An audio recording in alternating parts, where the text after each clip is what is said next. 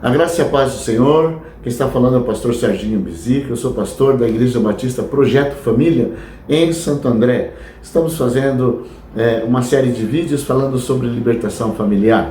Antes de iniciar, eu queria fazer um desafio a você que está gostando desta série. Se tem sido abençoado, se inscreva no canal, dá um like e compartilha com alguém. Se no momento da ministração você lembrar de alguém, compartilha com essa pessoa para que ela seja abençoada também.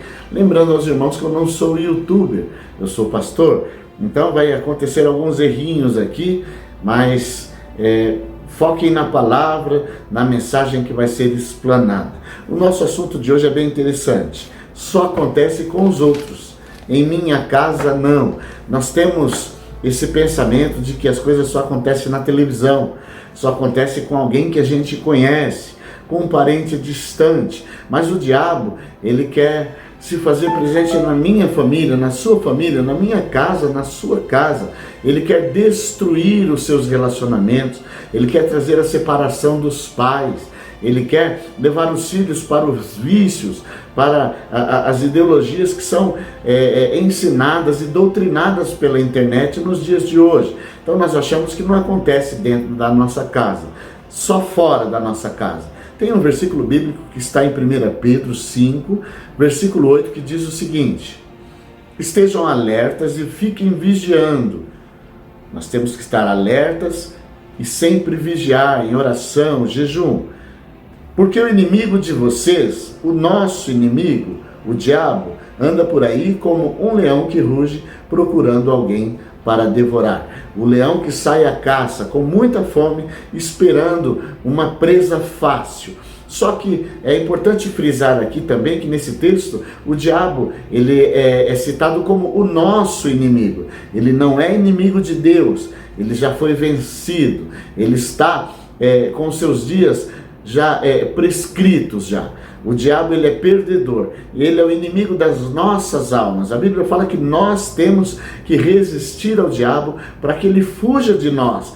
Ele não tem know-how para combater com o nosso Senhor. Tem uma máxima no mundo dizendo que existe uma luta do bem contra o mal. Isso é falácia. Tem uma ideia do confucionismo, do Town e Country. Alguém já viu aquele símbolo de marca famosa, de camiseta que tem um lado escuro com pontinho branco, um lado branco com pontinho escuro, que ali é o símbolo da luta do bem contra o mal? Isso não existe. O Senhor Jesus já é vencedor e nós somos mais do que vencedores em Cristo Jesus quando nós nos posicionamos. Um dos maiores desafios do crente da nossa geração é jejum, oração, leitura bíblica e posicionamento. Os crentes não se posicionam, eles querem um conforto espiritual que acaba trazendo uma letargia. O diabo coloca na boca de certos pregadores palavras motivacionais e muito doces, e se esquecendo de confrontar que o diabo está astuto, ele está querendo tragar a tua casa, a tua família, e nós temos que ficar alertas e vigilantes. Nós temos que pregar isso nos nossos dias. O diabo, ele age sorrateiramente. Recentemente eu fui pregar numa cadeia na cidade vizinha aqui de Santo André, e foi uma bênção o culto, uma mensagem muito forte, impactante. Houve 7 conversões das pessoas que estavam internas ali, dos presos. E quando acabou aquela reunião, aquele culto, um jovem bateu nas minhas costas e falou: tudo bem, Bizica? E quando eu olhei para trás eu fiquei muito surpreso, porque eu vi que era o filho de uma irmã, uma pessoa muito querida, que a gente conhece há muito tempo, serva fiel do Senhor, frequentadora de uma igreja séria, e o seu filho se embrenhou no mundo da droga, no mundo do crime, e ele estava ali, e pelo que ele me contou, o que ele fez, certamente ele ficaria muito tempo ali naquele lugar. Quem imaginaria que aquele menino que ficava no primeiro banco da igreja, que talvez o seu sonho era tocar no grupo de louvor, ele se tornasse o que se tornou. Nós achamos que o diabo está de brincadeira, e o diabo não está de brincadeira. Ele quer tragar a nossa casa, ele quer trazer desajustes. Recentemente estávamos na igreja e fomos aconselhar um casal, onde um dos problemas, além de tantos problemas que aquele casal tinha, um dos problemas era um filhinho de 6, 7 anos que já tinha trejeitos homossexuais. Estava ali na igreja, eu falei, pega um brinquedo, pode ficar à vontade, falei para ele. E ele foi nessa linha das crianças, tem vários brinquedos, ele pegou brinquedos femininos. Um menino de 6, 7 anos de idade. O diabo estava agindo dentro daquela casa. Os pais estavam frequentando a igreja e não estavam se apercebendo, apesar de tantas evidências de uma ação maligna. Quando fomos orar por aquele menino tão pequeno, houve uma manifestação. O diabo, ele quer tragar a sua família. Eu me recordo de um dia estar na igreja de um amigo, de um pastor, homem sério, servo do Senhor, e seu filho que é pastor também, só que uma igreja de um nível muito bom, uma igreja de um nível social muito bom. As crianças usam roupas de marca, e passou o filho daquele pastor, o neto do pastor que estava conversando, com uma roupa um pouco diferente, a vestimenta dele estava muito diferente da vestimenta de um menino comum. Nós que fomos criados jogando futebol, correndo, mas eram roupas de marca. A mamãe daquela criança gostava de vestir bem aquele menino e ela escolheu uma roupa de marca, só que eles não estavam se apercebendo. Eu falei para aquele pastor, se esse menino, com essa vestimenta que ele tivesse 18 anos, ele ficaria parecendo o quê? Aí houve um tempo de silêncio, uma reflexão, e eu percebi que a partir daquele dia, algumas regras mudaram na casa do filho daquele pastor mais jovem, porque aquela criança estava sendo ensinada a gostar daquilo.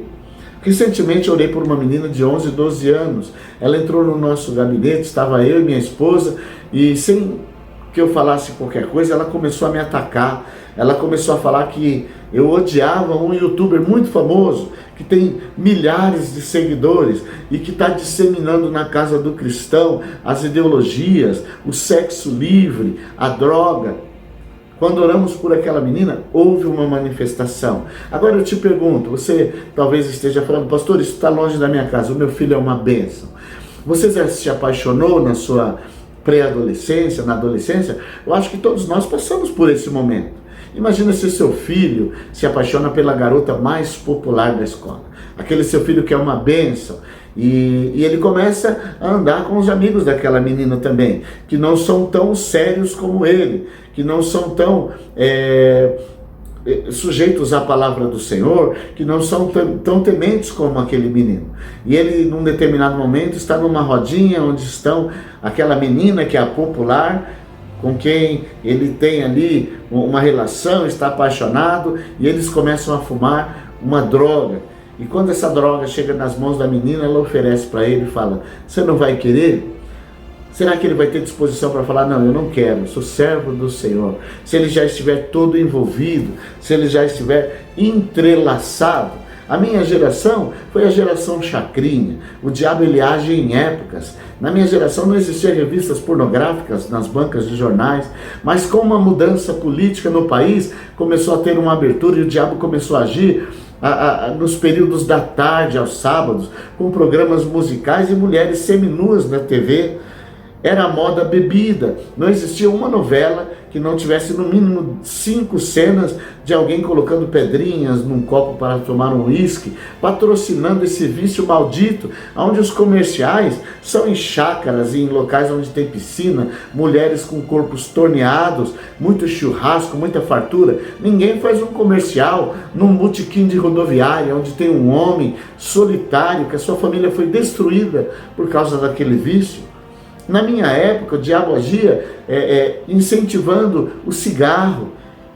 Tinha um comercial de um grande jogador de futebol, o Gerson, que era, na época da década de 70, 80, o futebol estava em alta, era a coqueluche desse país, e aquele homem fumando um cigarro, falando que é o fino que satisfaz, e eu buscando novidades. Eu me recordo de ter assistido a uma entrevista da Clarice Lispector, uma escritora muito aclamada, principalmente na minha época, fumando. Aquilo me impressionou desde aquela época, num programa da TV Cultura. Aquela fumaça cobria o rosto daquela mulher.